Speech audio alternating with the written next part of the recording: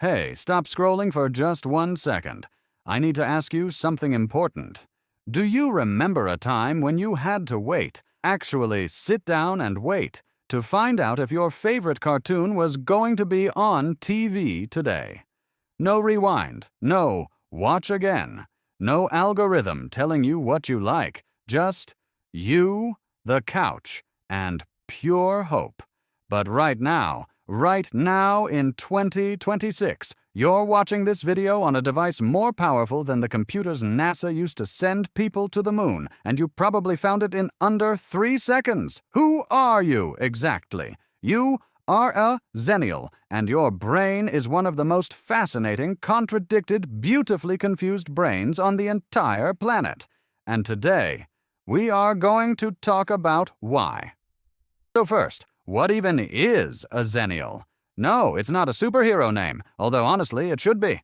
A Xennial, spelled Xennial, is that very specific group of people born roughly between 1977 and 1985. You're too young to be a full Gen Xer, those cool, cynical, flannel-wearing legends. But you're also too old to be a millennial, those avocado toast enthusiasts who've never known a world without the internet. You are stuck, beautifully, perfectly stuck, right in the middle. And that middle, changed everything about how you see the world. Because here's the thing that nobody talks about enough. Xennials are the only generation in human history that lived a full, complete childhood completely offline. And then watched the digital revolution happen in real time as adults. You didn't grow up with technology. Technology grew up with you. Let that sink in for a second. Close your eyes. Actually, don't. You're watching a video, but imagine this. You're 10 years old. It's a Saturday morning. You wake up before your parents.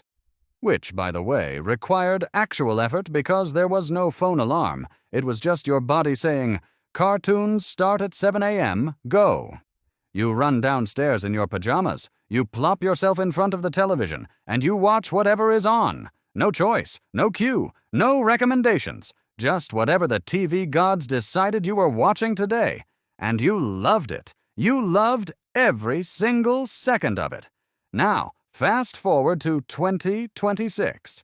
You're an adult. You sit down after a long day, open Netflix, scroll through 400 options for 45 minutes, pick nothing, feel vaguely empty, and go to bed.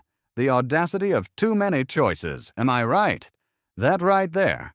That is the Xennial paradox. You grew up in simplicity. You live in complexity. And your brain is constantly trying to reconcile those two realities. Let's go deeper, because this is where it gets really interesting. Think about your first experience with the internet. For most Xennials, that moment happened somewhere between 1994 and 1999. You were maybe 14, 15, 16 years old, and somebody, probably a cooler friend or a tech-savvy uncle, sat you down in front of a beige desktop computer and said, "Watch this." And then came the sound. Shh. Boing, shh. The dial-up modem, the most chaotic, annoying, beautiful sound in the history of human civilization. That sound meant you were connecting. That sound meant the world was about to open up. And you waited. You waited 3 full minutes for a web page to load. A single web page with maybe one blurry image on it. And you sat there, absolutely amazed, thinking, this is the future. And you were right. You just didn't know the future was also going to include people dancing on TikTok for 15 seconds and calling it content. Here's what makes Xennials genuinely unique, and I want you to really hear this. You have 2 operating systems running in your brain at the same time. Operating System 1, the analog default. This is the version of you that still feels deeply satisfied writing a physical to-do list, that still thinks a phone call is more meaningful than a text, that still gets a little emotional when you find an old photo album, not a digital one, an actual printed photo album, because those photos feel real in a way that your camera roll just doesn't. Operating System 2, the digital native. This is the version of you that can troubleshoot Wi-Fi issues at 11 p.m. without Googling anything. That learned 5 different social media platforms in the last decade and adapted to every single one. That switched from CDs to MP3s to streaming and barely flinched. You are bilingual, not in Spanish or French, but in human experience. You speak both analog and digital fluently. And that is actually a superpower that most people haven't even noticed yet. Let's talk about relationships for a second, because this is where the Xennial paradox hits hard. You remember passing notes in class, actual paper notes, folded into little triangles, passed hand to hand like some kind of classified government document. And if the note got intercepted by the teacher, it was read out loud in front of everyone, the ultimate public humiliation. That was the risk you took for connection. That was the price of love in the analog era. Now, you send a text, you wait 2 minutes, no response, and your brain immediately starts catastrophizing. Are they mad at me? Did I say something wrong? Are we even friends anymore? Should I send a follow-up? Should I not send a follow-up? Is not sending a follow-up a message itself? See, the analog era taught you patience. The digital era taught you anxiety. And somehow, you're managing both in the same nervous system. Xennials were the last generation to experience genuine mystery in relationships. You couldn't stalk someone's Instagram before a first date. You couldn't Google someone before you met them. You just showed up. You talked. You figured it out in real time, and it was terrifying and wonderful and completely, utterly human. Can we talk about music for a second? Because I feel like nobody gives this enough credit. Xennials built their entire personalities around music in a way that no generation before or after quite replicates. Because the effort it took to love music back then, that effort created meaning. You made mixtapes. Do you remember making mixtapes? You'd sit with a cassette recorder next to the radio, finger on the record button, waiting for your favorite song to come on. And when it finally did, you'd slam that button and pray that the DJ didn't talk over the intro, and they always talked over the intro, every single time. Then came CDs. Then you burned CDs, which felt like actual wizardry. Then came Napster, and your parents thought you were a criminal. Then iTunes, then Spotify, then algorithm-generated playlists that somehow know you better than your best friend does. You watched all of it happen. You participated in every single chapter. And that means music, for you, carries emotional weight that streams can't fully digitize. When you hear a song from 1994, it doesn't just sound like a song. It smells like a specific Saturday. It feels like a specific summer. It is a specific person. That's the analog gift. Memory encoded in sensation, not in a file. Now let's get into something that I think about a lot. The workplace. Xennials entered the workforce at the exact moment everything was changing. You showed up to your first job with your resume printed on actual paper, maybe even a little nervous about whether your font choice was professional enough. And within 5 years, everything was email. Then, within 10 years, everything was remote. Then came Slack. Then Zoom. Then AI writing your emails for you. You have adapted more times in your career than any other generation, and most of the time, nobody even noticed you were doing it. Gen Xers looked at the internet and said, "I'm not sure about this." Millennials looked at it and said, "I've always known this." But Xennials looked at it and said, "New rules, let me figure this out." And then they did. Quietly, without making it a whole thing. You're the ones in the office who can explain the new software to the boss and translate it into plain English for the Gen X colleague who still prints their emails. Yes, that person exists. You know who they are. You are the unofficial IT department and the unofficial therapist of every single workplace you've ever been in. Let's zoom out for a second and talk about something bigger: identity. How do you know who you are when the world keeps rewriting the rules? That's the question Xennials have been living inside for their entire adult lives. You grew up being told, go to school, get good grades, get a stable job, buy a house, settle down. That was the formula. That was the map. And then you graduated into a world that had, mid-game, completely changed the map. The 2008 financial crisis, the gig economy, remote work, crypto, AI taking over entire industries, the rise of the creator economy where a 22-year-old can make more money filming their lunch than your entire department earns in a year. Nothing you were trained for as a child prepared you for the world you actually live in as an adult. And here's the paradox within the paradox. That's actually made you stronger. Because growing up analog taught you something digital natives often struggle with: delayed gratification. You know how to wait. You know how to be bored. You know how to sit with discomfort until the connection drops and the page loads and the moment finally arrives. That patience, in a world of infinite instant stimulation, that is rare. That is valuable. That is you. I have to bring up parenting because Xennial parents are a whole category.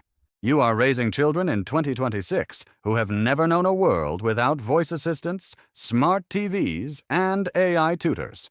Your kid asks Alexa for homework help the way you used to flip through an encyclopedia. Except the encyclopedia took 10 minutes, and Alexa takes 4 seconds. And you're standing there thinking, should I limit screen time? Should I let them use AI for school? What counts as too much when the whole world is a screen now? But here's the beautiful thing. You know something your kids' world can't teach them. You know what boredom looks like. You know what it means to be unreachable. You know what it felt like to be fully present, because presence was the only option. And maybe, just maybe, the most radical thing a Xennial parent can do in 2026 is take their kid outside with no device and just let them be bored for a while, not as punishment, as a gift, because boredom is where imagination lives, and you know that because you lived it. Now let's talk about something that hits different in 2026 specifically. Artificial intelligence is everywhere. AI is writing scripts. AI is generating images. AI is composing music, diagnosing disease, driving cars, and apparently having opinions about things now. And the world is having a very loud, very anxious conversation about what this all means. And you know what's interesting?